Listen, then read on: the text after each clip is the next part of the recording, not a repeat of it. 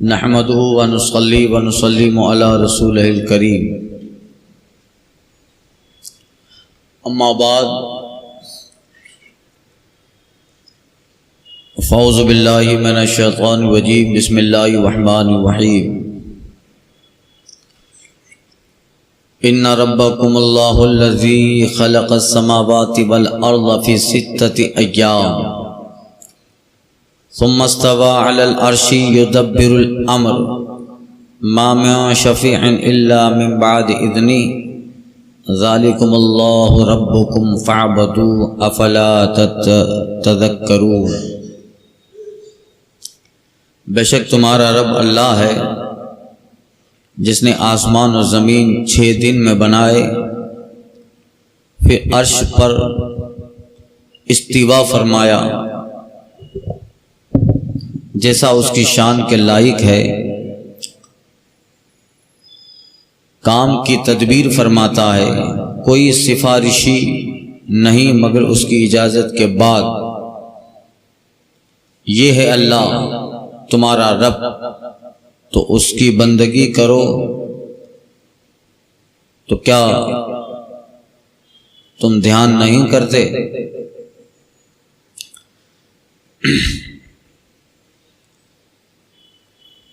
پچھلی آیت پاک میں قرآن مجید کا ذکر ہوا تھا اور حضور صلی اللہ علیہ وسلم کا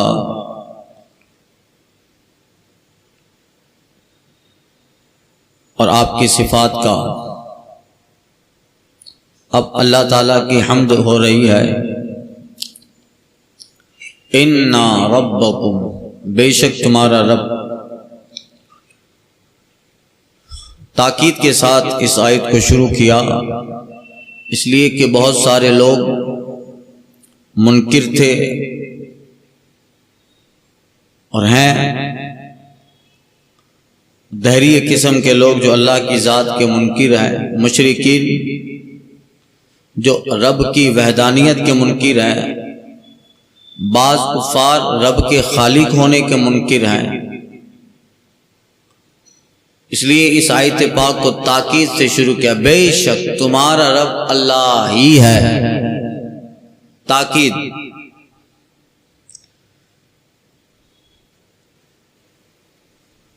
اللہ کی صفات کا ذکر ہو رہا ہے، صفات باری تعالیٰ کا۔ وہ رب تمہارا اللہ ہے۔ اللہ یہ نام ہے، اللہ کا اسم ذاتی ہے، باقی صفات ہیں۔ اس میں ذات ایک نام ہوتا ہے، باقی خوبیاں و صفات ہوتی ہیں۔ اللہ اس میں ذات ہے، اللہ کا نام، ہمارے رب ہمارے خالق کا نام اللہ ہے، باقی اس کی صفات ہیں، رحمان، رحیم، خالق، باری، مصور، ستار، غفار، منان، الاحد، الصمد، الواحد، یہ سب صفات باری تعالیٰ ہیں، اور نام ایک ہے جس کو ہم اللہ سے پکارتے ہیں، اس میں ذات ہے۔ اور بعض علماء فرماتے کہ یہ لفظ اللہ اس میں ذات ہی اس میں اعظم ہے، اس لیے رب کو جب بھی پکارو تو لفظ اللہ ہو، یا اللہ، یا رحمان، یا رحیم، یا اللہ، یا ستار، یا اللہ۔ اس لیے اللہ کی جن صفتوں کا ذکر کیا جائے تو ان صفتوں کے ساتھ ساتھ اس میں ذات کا بھی ذکر ہو، اللہ کا بھی ذکر ہو۔ اس لیے علماء فرماتے ہیں یہ اس میں ذات اس میں اعظم ہے۔ اس میں اعظم یعنی اللہ کا وہ نام کہ جس کو بول کے جب بھی دعا کرو تو قبول ہو، وہ اس میں ذات ہوتا ہے، اور وہ اس میں اعظم ہوتا ہے کہ جس کے وسیلے سے جب بھی دعا کرو تو دعا قبول ہو۔ تو یہ اللہ اس میں ذات ہے، اللہ کا نام، باقی صفات ہیں۔ بعض علماء نے کہا رب یہ اس میں اعظم ہے، خیر وہ الگ تحقیق ہے، مگر اکثر علماء اس کو فرماتے ہیں یہ اس میں ذات لفظ اللہ جس کے 66 عدد ہیں، 66 جس کا اعداد 66 ہیں، اور اللہ کو جب بھی پکارو تو اس کی صفتوں کے ساتھ اس لفظ کا بھی ذکر کرو، یا اللہ یا رحمان۔ اب جیسی دعا ویسی صفت، اگر رب سے رحم مانگنا ہے تو یا اللہ یا رحمان کہو، رب سے رزق مانگنا ہے، رزق کے لیے دعا کر رہے ہو تو یا اللہ یا رازق کہو، رب سے بیماریوں سے شفا مانگنے کی دعا ہے تو کہو یا اللہ یا شافی الامراض، اپنا کام پھنسا ہے اور رب سے اس کام کے نکلنے کی تدبیر مانگ رہے ہو تو کہو یا اللہ یا مسبب الاسباب۔ اگر ہمارے لیے دنیا کے دروازے بند ہیں اور رب سے دعا کر رہے ہو تو کہو یا اللہ یا مفتح الابواب، اے اللہ دروازے کھولنے والا۔ اگر اللہ سے سخاوت کرم مانگنا ہے تو کہو یا اللہ یا کریم۔ دنیا و آخرت مانگنی ہے تو کہو یا اللہ یا رحمان الدنیا والآخرہ، یا اللہ یا رحیم الدنیا والآخرہ۔ جیسی دعا اس لفظ سے اللہ کو یاد کرو، اس صفت سے اللہ کو یاد کرو جس حیثیت کی دعا ہے، دعا میں جس چیز کا ذکر ہو رہا ہے اسی ذکر سے، اسی اسماء سے رب کو صفات سے یاد کرو تو عاملین علماء فرماتے ہیں کہ اس دعا میں مضبوطی آتی ہے اور دعا باب اجابت کے قریب پہنچتی ہے۔ علم مانگنا یا اللہ یا علیم یا خبیر، یا اللہ یا سمیع یا بصیر، آنکھوں کی بصارت مانگنی یا اللہ یا سمیع یا بصیر۔ اب جیسی دعا اللہ کے بہت نام ہے، اللہ فرماتا ہے للہ الاسماء الحسنی فادعوہ بہا، اللہ تعالیٰ کے بہت نام ہیں، انہی سے پکارو۔ یہ پرمیشور، پرماتما، پربھو، ایشور، یہ سب اللہ تعالیٰ کی شان ربوبیت کے خلاف ہے۔ ہرگز ان لفظوں کو رب کے لیے استعمال نہ کیا جائے، یہ تو مشرکین اپنے بت اور اپنے جعلی معبودوں کے لیے استعمال کرتے ہیں، تمہارے رب نے تو اپنے بہتر نام کتاب قرآن میں بیان فرما دیا۔ بلکہ ان لفظوں سے بھی نہ پکارو جو لفظ مخلوق کے لیے استعمال ہوتا ہو۔ اللہ کو طبیب نہیں کہا جائے گا جبکہ اللہ طبیب مطلق ہے، وہی تو شفا، طبیب کا مطلب شفا دینے والا، مگر اللہ کو طبیب نہیں کہا جائے گا، حالانکہ رب طبیب مطلق ہے، کائنات کو وہی شفا دیتا ہے، مگر چونکہ یہ لفظ اس کی مخلوق پہ استعمال ہوتا ہے تو رب پہ استعمال نہ ہوگا، اسے کہو حکیم مطلق۔ جو اپنے قرآن میں جس سے اللہ عزیز حکیم بیان فرماتا ہے، اللہ علیم حکیم بیان فرماتا ہے، تو وہ لفظ جو مخلوق کے لیے استعمال ہوتا ہے وہ لفظ رب کے لیے استعمال نہ ہوگا، بھلے وہ رب کی صفت ہو، تاکہ امتیاز ہو جائے کہ رب کی شان الگ۔ ان ربکم اللہ الذی خلق السماوات والارض، ہاں لفظ اللہ کا ایک وظیفہ بھی سن لو، اللہ اس میں جلالت ہے، اس میں آدم ہے، اس میں ذات باری ہے۔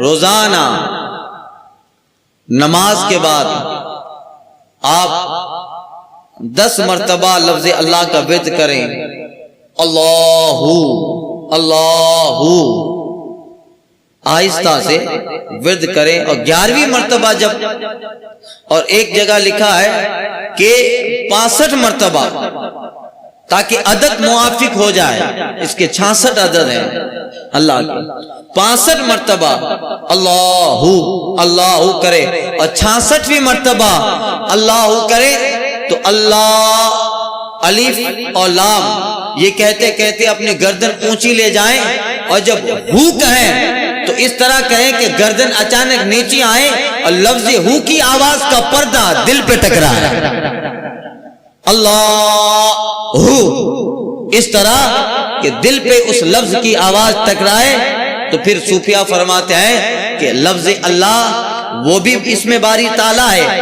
اور ہو بھی اللہ کی صفت ہے، ہو اللہ، قل ہو اللہ، ہو بھی اللہ کا نام ہے، وہ بھی صفت باری تعالیٰ ہے، تو پھر اس سے علماء فرماتے ہیں، صوفیہ فرماتے ہیں، اصحاب وہ جو تزکیہ نفس کی تعلیم دیتے ہیں وہ فرماتے ہیں اس سے دل کو جلا ملتی ہے اور ہو کی ضرب سے زنگ دل کا دور ہوتا ہے۔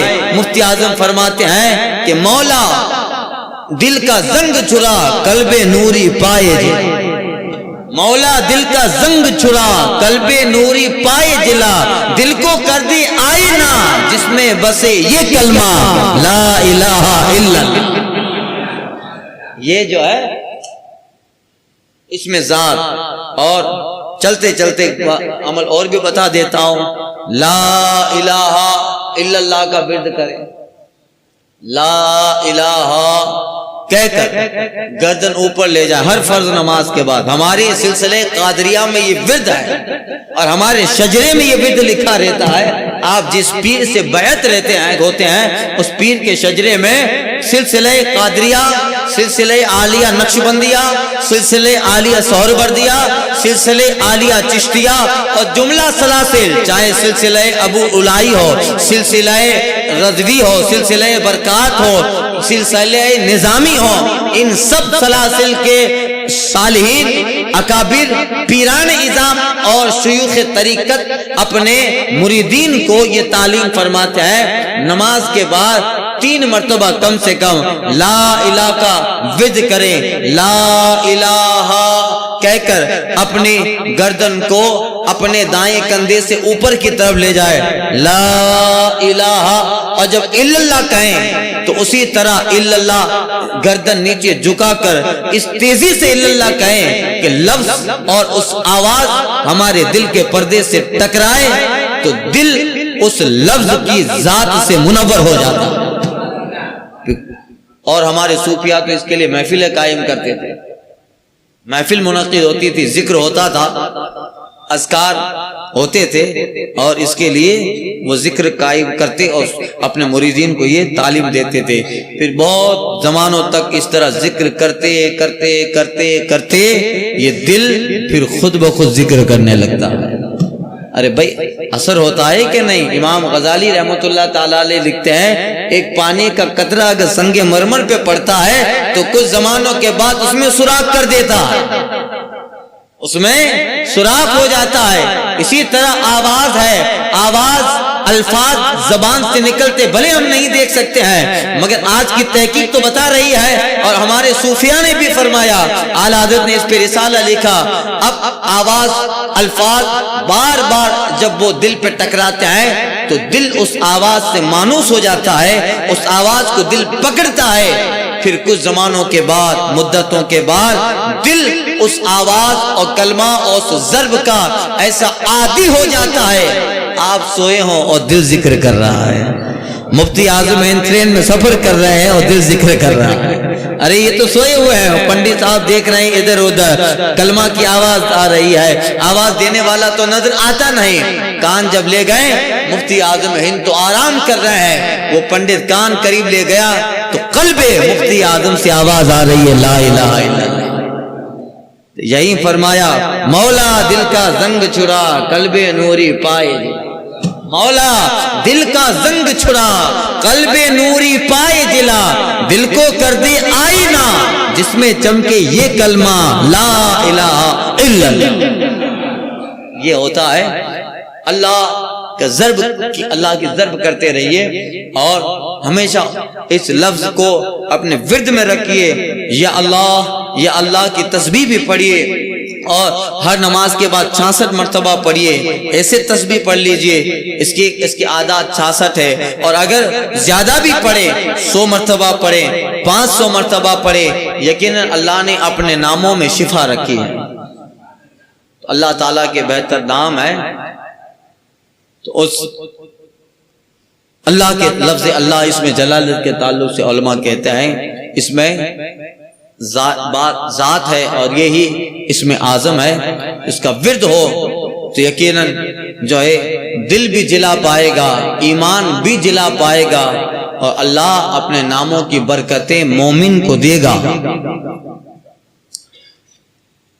اب سن گئے، ان ربکم اللہ الذی خلق السماوات والارض فی 6 ایام، بے شک تمہارا رب اللہ ہے جس نے آسمان و زمین 6 دن میں بنائے. یہاں ایام دن سے مراد کیا ہے؟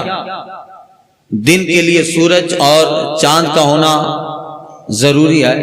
اب جب اللہ تعالیٰ نے آسمانوں کی تخلیق، زمین کی تخلیق فرمائی تو آسمان پہ سورج اور چاند تو ہے نہیں، تو مفسرین فرماتے ہیں کہ یہاں ایام سے مراد مطلقاً وقت ہے، صرف اس کی مقدار ہے کہ اللہ تعالیٰ نے 6 دن میں بنائے زمین و آسمان. پہلے دن پہلا آسمان، دوسرے دن دوسرا آسمان. تو اب آپ کہو گے کہ جب پہلے زمین و آسمان بنے ہیں تو سورج و چاند تو تھا نہیں، تو پھر دن کیسے ہوا؟ تو علماء فرماتے ہیں کہ یہ مقدار بیان کی جا رہی ہے کہ اگر اس وقت سورج ہوتا تو اتنا ہی وقت ہوتا جتنا 6 دن کا وقت ہے، یعنی مقدار اس وقت کی 6 دن ہوتی. اور اللہ تعالیٰ نے لفظ کن سے اس آسمان و زمین کی تخلیق فرمائی. اب اللہ تعالیٰ قادر مطلق ہے، لفظ کن کہے تو کائنات بنا ڈالے، لفظ کن کہے تو کائنات بن جائے. تو پھر زمین و آسمان کو کن کہہ کے بنا دیتا. 6 دن لگے بنانے میں، تو کوئی یہ نہ کہے کہ رب بنا رہا ہے تو عاجز معاذ اللہ کہ وقت لگ رہا ہے. ارے وہ لفظ کن کہتا ہے تو زمین و آسمان کے ساتھ ساری چیزیں بن جائے. کن کہہ کر کائنات بنا ڈالا. وَإِذَا قَضَى أَمْرًا فَيَقُولُ لَهُ كُن فَيَكُونُ، سورہ بقرہ میں رب فرماتا ہے. اور رب کی شان یہ ہے کہ جب کسی چیز کو کہتا ہے کہ ہو جا، فَيَكُن تو ہو جاتا. وہ اس کی شان ہے. مگر اللہ حکمت بیان کر رہا ہے، کسی چیز کو آہستہ بنایا جائے اور پھر اس کے بیان کو بنانے کو بیان کیا جائے تو اس کی عظمت ظاہر ہوتی ہے، اس کی عظمت ظاہر ہوتی ہے. آسمان و زمین اللہ کی نشانیوں میں سے ایک عظیم نشانی ہے کہ جس کو اللہ تبارک و تعالیٰ نے فرمایا بدیع السماوات والارض، زمین و آسمان کو بغیر نمونہ کے بنانے والا. بدیع ایک ہوتا ہے خالق، ایک ہے بدیع. یہ دونوں اللہ کی صفت ہیں. خالق پیدا کرنے والا اور بدیع بھی بنانے والا، پیدا کرنے والا. مگر بدیع وہ ہے جو بغیر نمونہ کے بناتا ہے. ایک چیز نمونہ پہ بنائی جائے تو آسان ہے، ایک سیمپل ہے، اس پہ بناؤ تو آسان ہے. مگر ایک چیز بغیر نمونہ کے بنائی جائے، اس کی مثال نہیں ہے، اس کا کوئی نمونہ ہی نہیں ہے، اس کی مشابہت کی کوئی چیز ہے ہی نہیں، اس کا وجود ہی نہیں ہے. اور بغیر نمونہ کے جب بناتا ہے تو اتنا عظیم آسمان بنا ڈالا کہ اللہ انسان اس میں غور و فکر کرتا جائے آسمان کا کنارہ نہیں پا سکتا.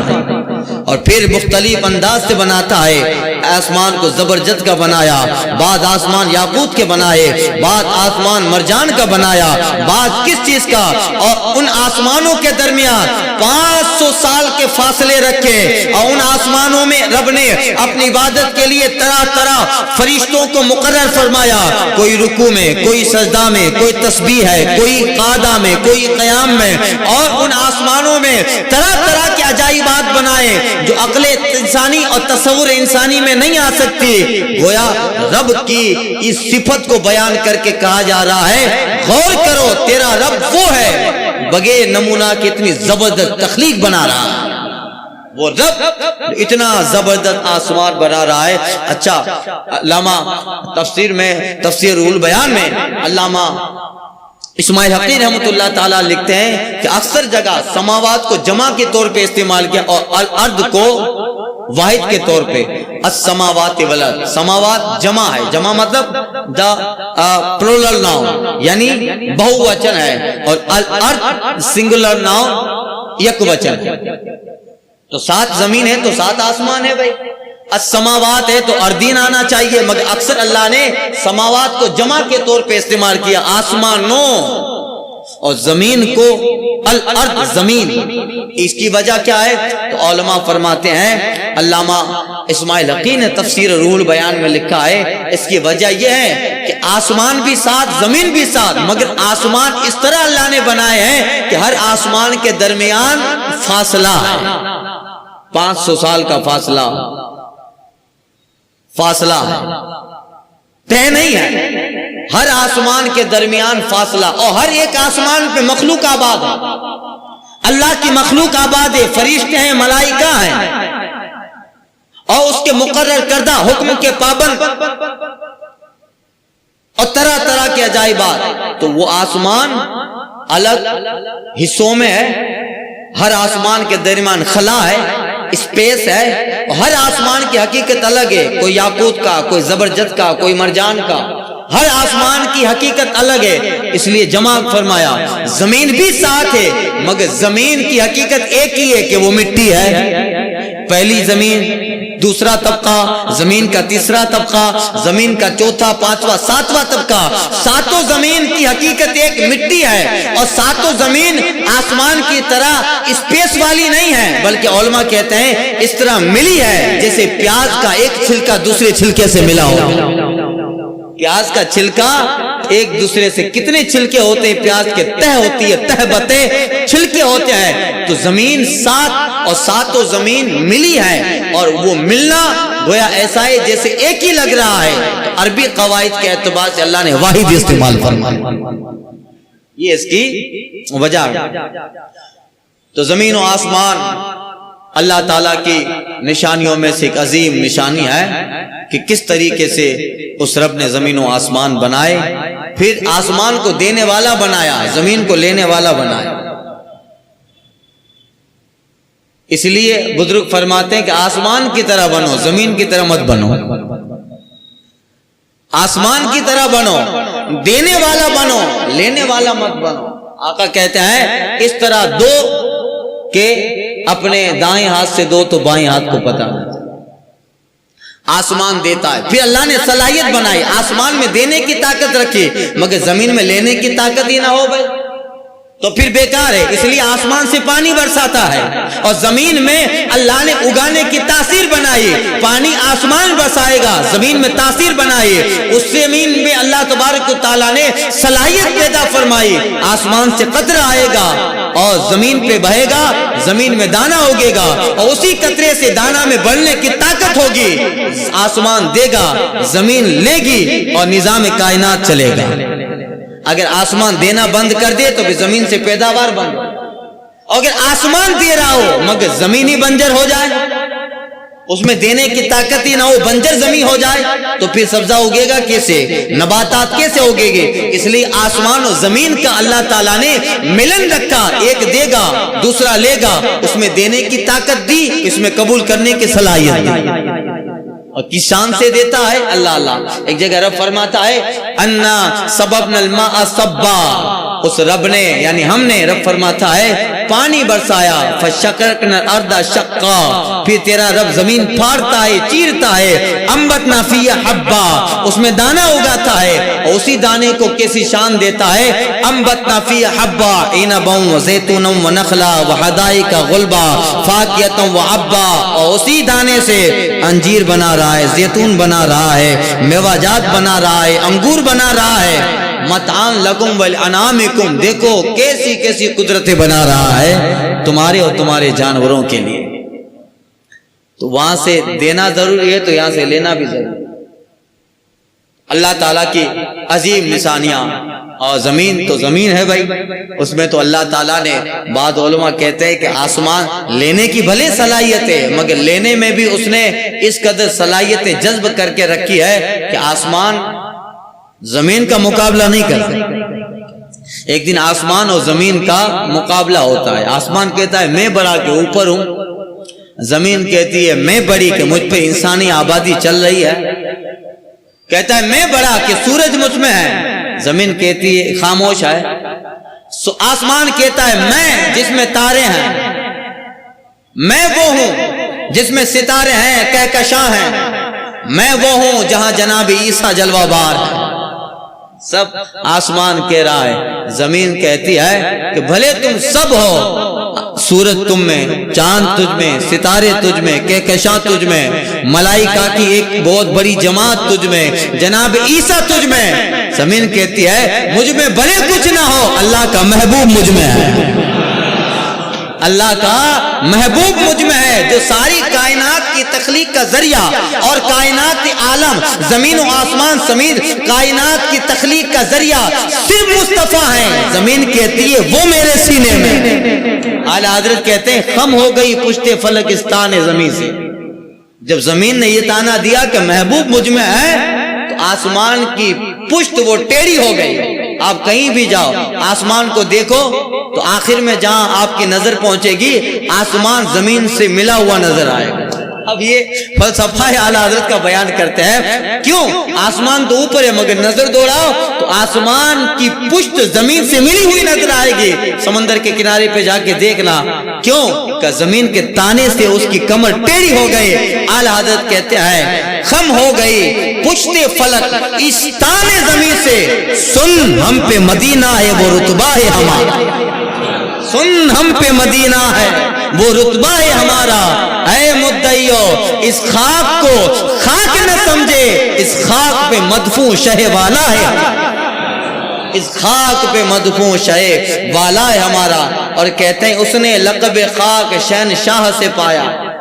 مولا کائنات کو حضور نے کہا تھا ابو تراب، مٹی والے، زمین پہ لیٹنے والے ابو تراب، مولا کائنات کا لقب ہے شہنشاہ، یعنی رسول اللہ سے یہ لقب پایا۔ اعلیٰ حضرت کہتے ہیں اس نے لقب خاک شہنشاہ سے پایا جو حیدر کرار کے مولا ہے ہمارا۔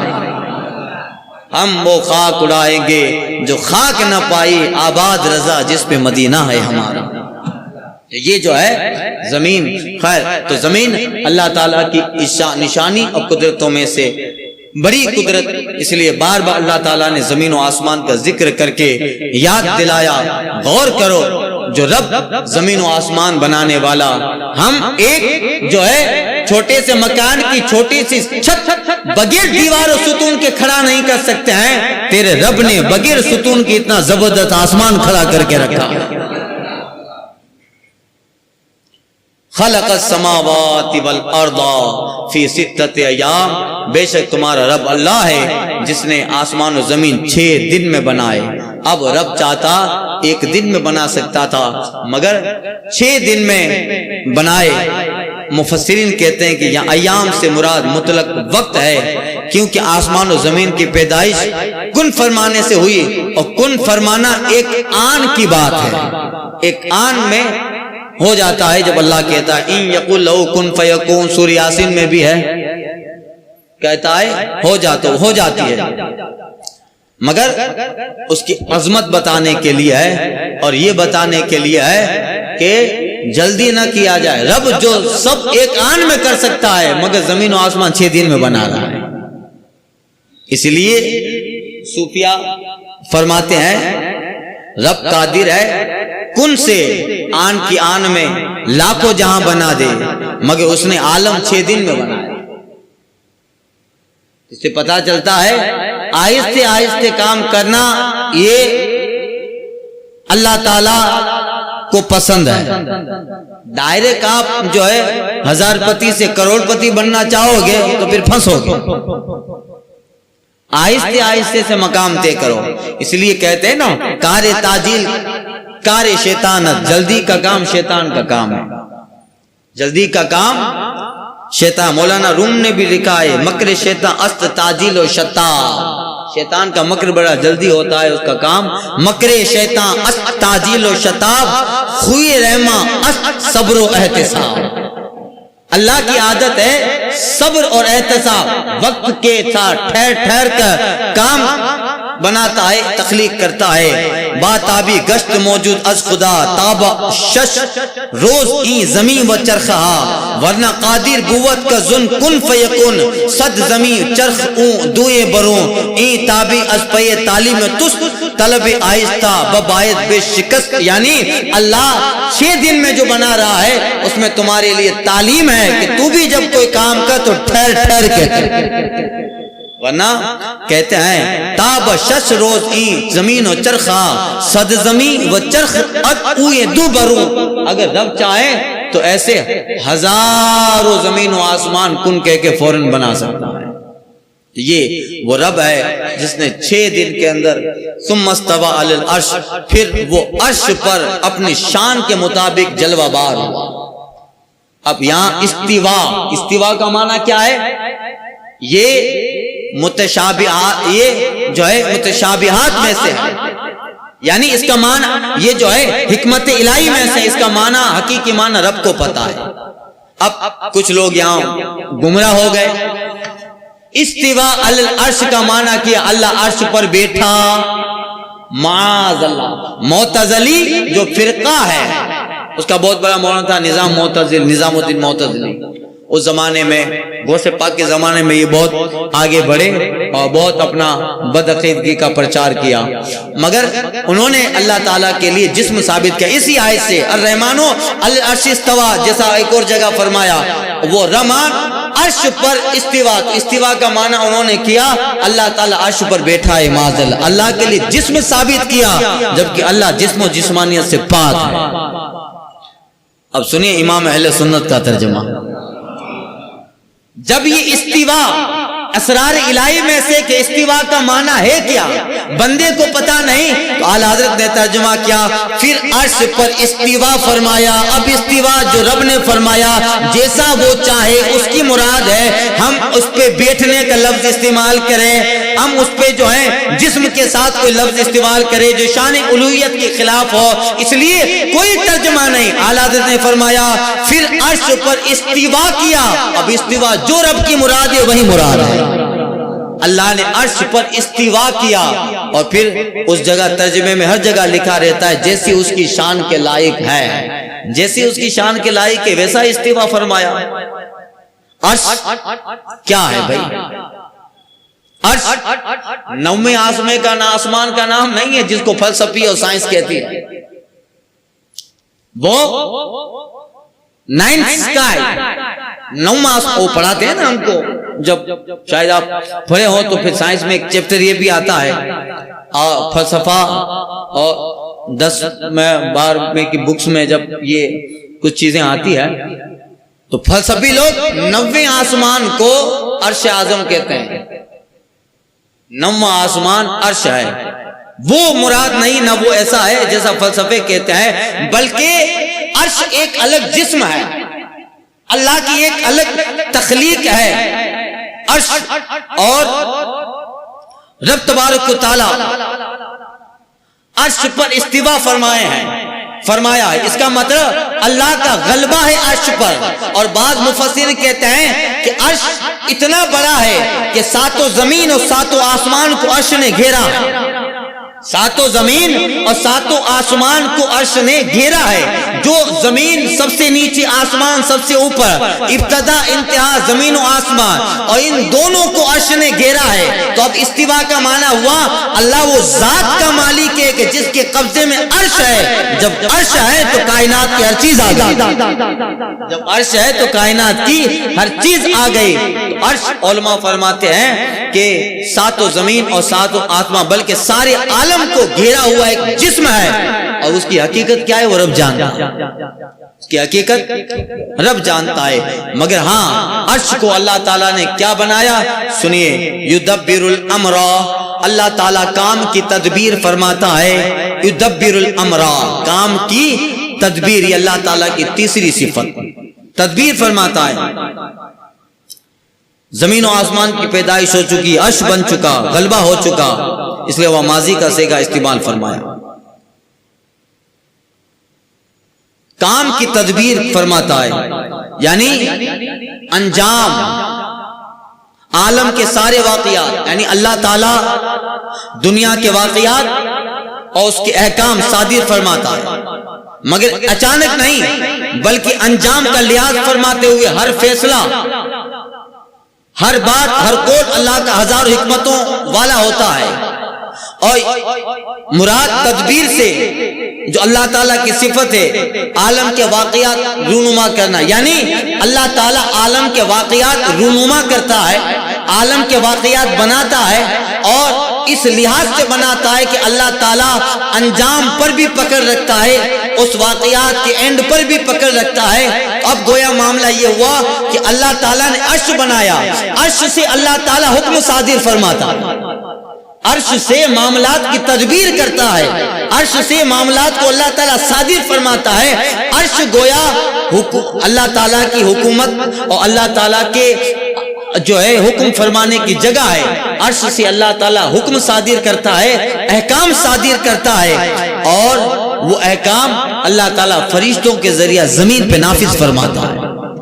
عرش سے حکم ہوتا ہے کہ فلاں بندہ کی پیدائش ہو، اس بندے کو پیدا کیا جائے، یہ حکم کہتا کرتا ہے، اور عرش کا اللہ کا حکم یہ فرشتہ لیتا ہے، اور اللہ نے اس فرشتے کو جس کام پہ مامور کیا ہے اس کام میں وہ فرشتہ لگ جاتا ہے۔ یعنی عرش اللہ کے احکام کے صادر ہونے کی جگہ ہے، وہاں سے حکم نکلتا ہے، اور پھر آسمانوں میں اور جگہ جگہ دنیا میں اللہ نے فرشتوں کا تعین فرمایا ہے، جو ہر جگہ الگ الگ کام پہ مامور ہے، وہاں سے حکم لے کر فرشتہ کام کی انجام دہی میں لگ جاتا ہے نا بھائی۔ بارش برسانے والا فرشتہ الگ ہے، روزی پہنچانے والا فرشتہ الگ ہے، یہی یدبر امرا اللہ تعالیٰ کام کی تدبیر فرماتا ہے۔ سنو، اب ان بت پرستوں کو کہا جا رہا ہے جو رب اتنا بڑا ہے تو کوئی میل جول ہو سکتا ہے؟ تم نے اپنے ہاتھوں کے تراشے ہوئے کو رب مانا ہے، اور جو حقیقی رب ہے اس کی شان یہ ہے، جو اللہ ہے، زمین و آسمان کا خالق و مالک ہے، عرش کا مالک ہے، اس پہ غلبہ ہے، کام کی تدبیر، اور تم انہیں اللہ کی بارگاہ میں اللہ کا شریک لے کے آئے ہو۔ ما من شفیع الا باذنہ، سنو، کوئی سفارشی نہیں مگر اس کی اجازت کے بعد۔ رب جسے اجازت دے وہی اللہ کی بارگاہ میں شفاعت کرے گا، اور تمہارے بتوں کو تو شفاعت سے دور کا تعلق نہیں۔ شفاعت تو جانے دو، ان بوتے تو خود جہنم کا ایندھن ہے، وہ خود جہنم میں پھنسے ہوں گے، انہیں شفاعت سے کوئی تعلق نہیں۔ اللہ جسے چاہے شفاعت کا حکم دے گا، اور سب سے پہلے اللہ تعالیٰ اپنے حبیب کے لیے شفاعت کا دروازہ کھولے گا۔ تو گویا یہ آیت شفاعت بتا کر یہ بتایا جا رہا ہے کہ اللہ جس محبوب کو شفاعت کا حکم دے گا، وہ محبوب کی شان دیکھو، جب محبوب ایسا ہے تو اس محبوب کا رب کیسا ہو۔ ما من شفیع الا من بعد اذنہ، اور کوئی سفارشی نہیں مگر اس کی اجازت کے بعد۔ ذالکم اللہ ربکم، یہ اللہ تمہارا رب ہے۔ کہاں بھٹک رہے ہو بے وقوفو، کہاں جا رہے ہو؟ ذالکم اللہ ربکم، یہ اللہ تمہارا رب ہے، فاعبدو، تو اسی کی عبادت کرو۔ یہ صرف جو تم عبادت کر رہے ہو جن کی، ان بتوں کی، صرف و صرف جہنم کا ایندھن ہے، تمہاری کچھ مدد نہیں کر سکتے۔ یہ اللہ جو زمین و آسمان کا خالق و مالک، جو عرش پہ غلبہ رکھتا ہے، امر کی تدبیر فرماتا ہے، اور جس کی اذن سے شفاعت ہوگی، وہ اللہ تمہارا رب ہے۔ تو اے لوگوں، کہاں بھٹک رہے ہو؟ ان پتھروں میں وحدانیت تلاش کر رہے ہو، ان پتھروں میں شفاعت اور ان پتھروں میں اپنے لیے آسانیاں تلاش کر رہے ہو۔ یہ تو کیا ہے؟ محض یہ بھی اللہ کی مخلوق ہے، یہ کچھ نہیں کر سکتے۔ اس رب جس کی شان یہ ہے اس کی بندگی کرو، فاعبدو، تو اس کی عبادت کرو۔ افلا تذکرون، کیا دھیان نہیں ہے تمہیں؟ اتنا سب کچھ رب نے مفصل بیان کیا۔ آگے والی آیت میں اللہ فرمائے گا، فرماتا ہے کہ اور وہ رب ہے جو تمہارے لیے یفصل الآیات لقوم یعلمون، جاننے والوں کے لیے مفصل نشانیاں بیان کرتا ہے۔ یہ رب اپنی شان بیان کر رہا ہے، تو کہاں جا رہے ہو؟ افلا تذکرون، دھیان دو تو تمہیں پتا چلے گا کہ نظام ایسے نہیں چلتا ہے۔ ہم پانی کا ایک مٹکا خالی رکھ دیں تو خود نہ بھرے، کوئی تو ہے جو سمندر کا اتنا پانی بھر رہا ہے، کوئی تو ہے جو سمندر میں پانی اتنا لے آ رہا ہے۔ ہمارے نہ چاہیں اور ہماری کوشش نہ ہو تو پھر ہم ایک قدم آگے نہیں چل سکتے، اور ہم اگر نہ چاہیں تو ہماری گاڑی ایک قدم آگے نہ چلے۔